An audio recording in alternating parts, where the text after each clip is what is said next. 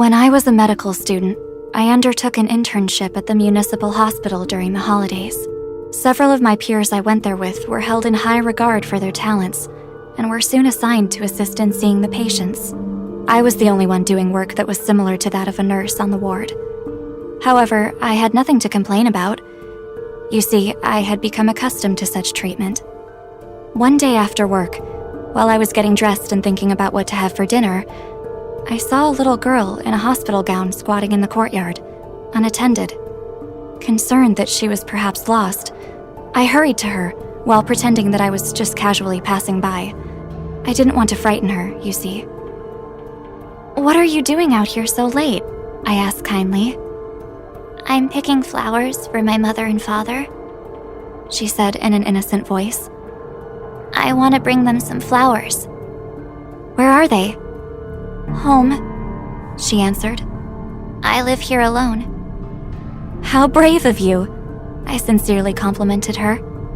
"Let me help you. After picking some flowers for them, I'll take you back to your room, okay?" She shook her head, but then nodded. She stood up and handed the flowers to me. It was a beautiful bouquet of red flowers that I hadn't seen in the courtyard before. "Can you give them to my parents for me?" She stood, looking up at me timidly with her gray eyes, and I noticed there were bruises on her arms left by injections. I took the flowers, led her to the corridor, and watched her slip back into her room. The next day, when I went to visit her, the other patients told me that she had fallen into a coma the previous night, never to awaken. I gave the bouquet to her parents. They stared at the red flowers blankly, saying nothing. I don't know what exactly I encountered that night, but that's not important. If there are ghosts in this world, perhaps they are indeed nothing to fear. The only thing I'm certain of is that love lives, even after death. But then again, so does hatred. 10 days later, the girl's parents were admitted to the hospital with an incurable infectious disease. Their bodies were bruised all over, and they died in agony.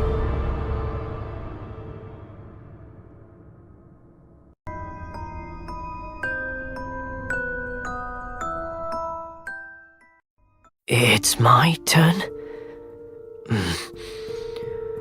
Before I came to La Cemetery, I took a short trip. This incident took place during that trip. It was a spring night. I could no longer suppress my fatigue, so I stayed at a farmer's house by the roadside. It was in a remote village far away from the city, but the master of the house was very hospitable.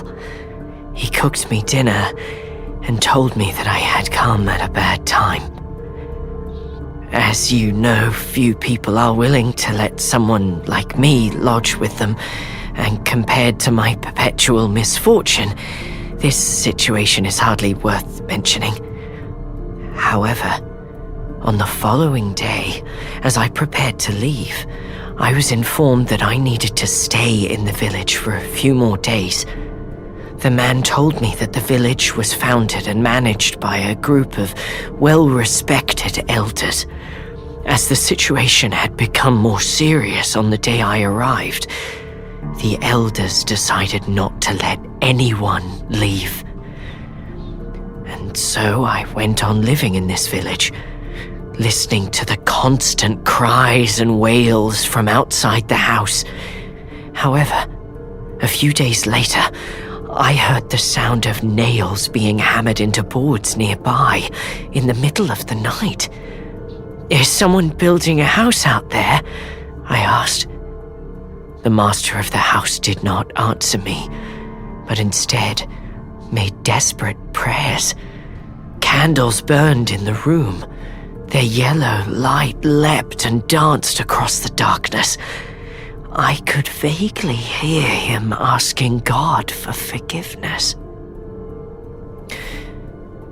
The sound of hammering lasted 2 days. On the third day, everything went quiet.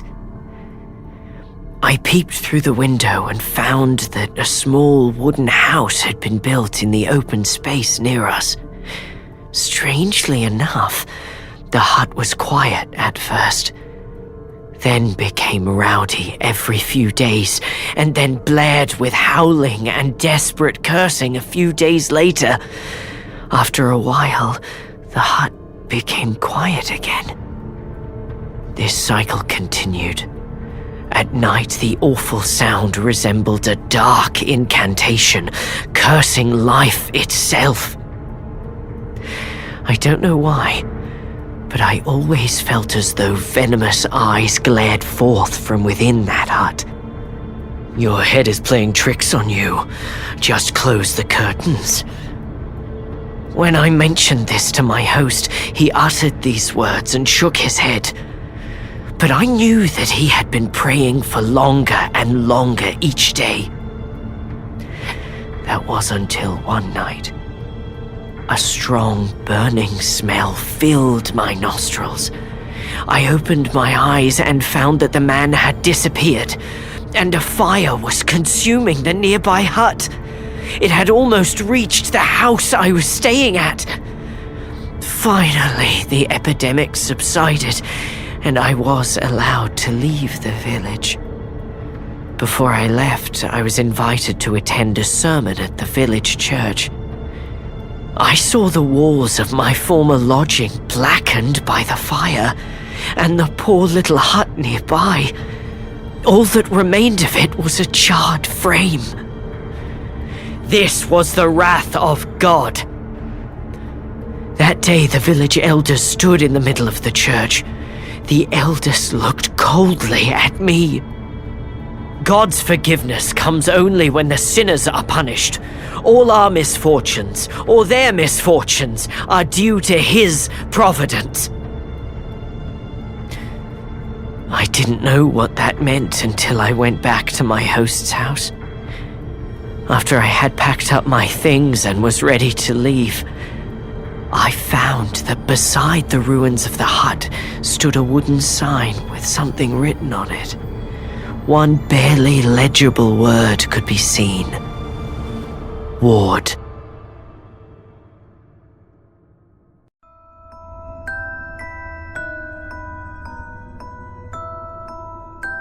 As a renowned noble lady, it is of course an indisputable obligation that I must grant my people an audience with me.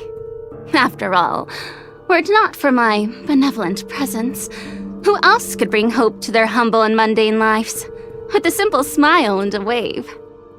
I had been preparing for months for this.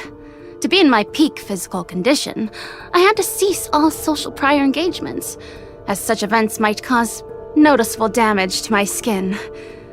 During this period, several meetings had been held to confirm the details. I attended only when the topics interested me, but most of the time, I would refuse their kind invitations. On the day of the ceremony, they trimmed my hair and suggested that I take off my hat, for I exhibited a kind of wild beauty, slovenly in appearance.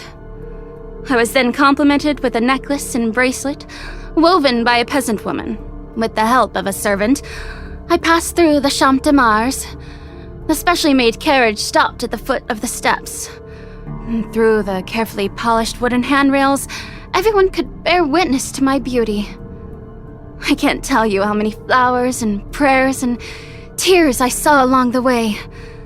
When the carriage finally stopped in the square, everyone was still fixated on this fleeting excursion. I elegantly walked to the assigned position. The sun shone overhead, with the music and my posture having been rehearsed thousands of times in my mind. Everything was simply perfect. My people came to me with enthusiasm, like a tide rushing to the shore. I was deeply touched and slowly knelt down. For the first time in my life, I was so close to my people that I could see the filth hiding under their fingernails. No, this was not the time to express disgust. With all eyes on me, I leapt into the crowd, and they rushed to me, arms outstretched in an attempt to touch the sublime. Finally, I was lifted up by my servants. It was just past noon, and the bright sunshine gilded my face. The angel's melodic voice announced the end of the ceremony. My people will always remember this day. My last smile will remain in their dreams each night, forevermore.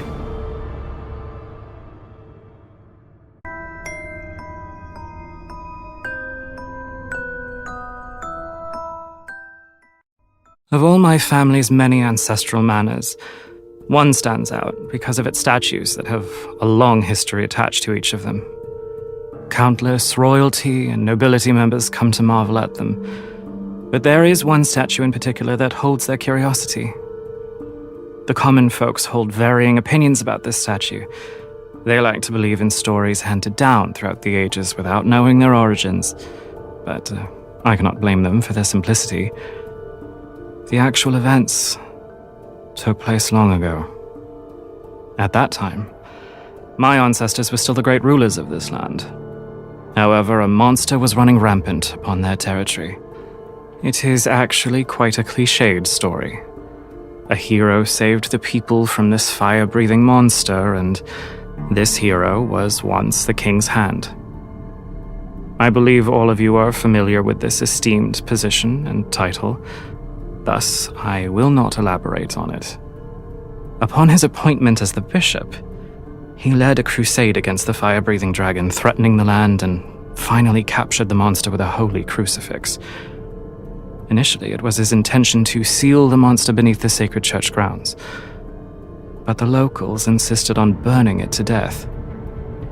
The fire lasted for 3 days and 3 nights, and none could gain any sleep, for its heart-rending wail cut through the air, tearing the sky asunder and calling forth boundless dark clouds and lasting darkness.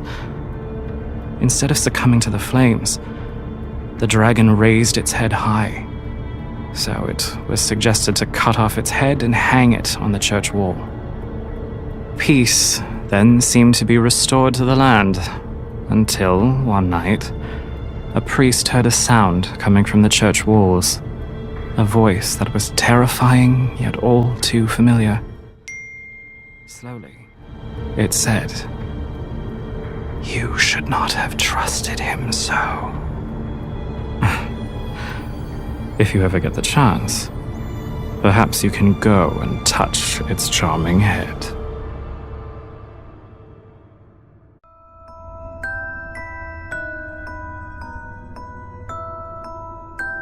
When I was very young, there was a nightingale in the garden of my family home. She had a very beautiful voice. I loved it dearly and used to while away my days in her presence. Later, an unfortunate event befell my family, forcing me to travel afar and seldom return. To tell the truth, I never liked the place. But every time I went back, I felt happy as soon as I saw the nightingale. That was until one day my wife fell ill, and I took her away from the clamor of the city to my hometown. Upon our arrival, my wife pointed out something quite peculiar, which made me suddenly realize that my nightingale had lived longer than naturally possible. You see, the lifespan of a nightingale is about 10 years on average, but it had kept me company for at least 23 years. From the best days of my childhood to the darkest days of my miserable youth. It was also from that point onward that I noticed that its song was beautiful no longer. It had become bleak and shrill. How did I know it was the same nightingale, you ask?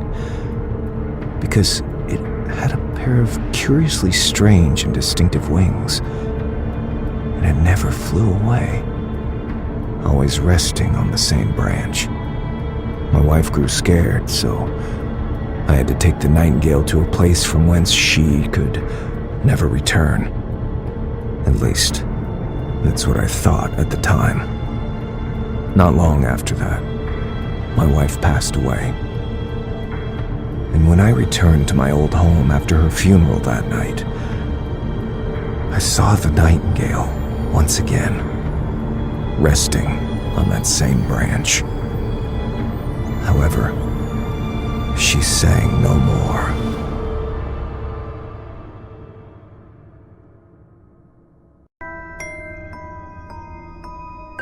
My old school had the best team in the city. Hey, you know, I used to be a member of that team. Oh, I'm not trying to brag about my past glorious days, but today's topic reminds me of someone I met when I was on the team. The seniors would always give rookies a hard time. They'd just make us... they'd just make the rookies fetch balls and ride the bench. This was no big deal, but there was one new kid who was always really odd and out of place. He was pale and thin as a beanpole, and he never got involved with the others. I was bored one day and started watching him, trying my best to engage him and work with him. I soon noticed that every time he handed the ball to a senior, he would sniff them discreetly and then mutter something to himself. After passing the ball to the first senior, he said, "Pork chops." At first, I thought he was insulting them in his own weird way. Then there was a short little senior who he smelled and said, "Milk. Milk." He wasn't even that pale. Maybe he was just trying to insult the fella, saying something about his height. Then he came face to face with one of the most popular guys, who also happened to be the richest kid on the team. He looked at him and he said, "Man, huh? This shrimp was too much of a coward to insult someone like that." Then along came a seriously chubby senior, and he said, "Spinach." The more I heard, the less I understood. Shouldn't this senior be a pork chop too? The next day, a big commotion erupted at our school.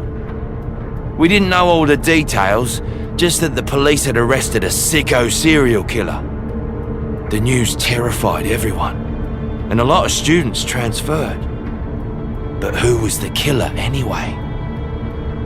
Later, my gossipy buddy told me that the only lead the police had was that the killer was mainly active near our school, and because of the gross way he killed him, they hired someone with this peculiar ability to smell what people have eaten before.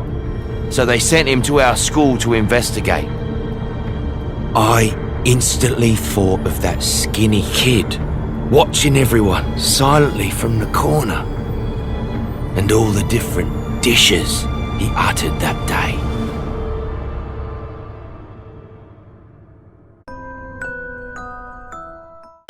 I've been watching you.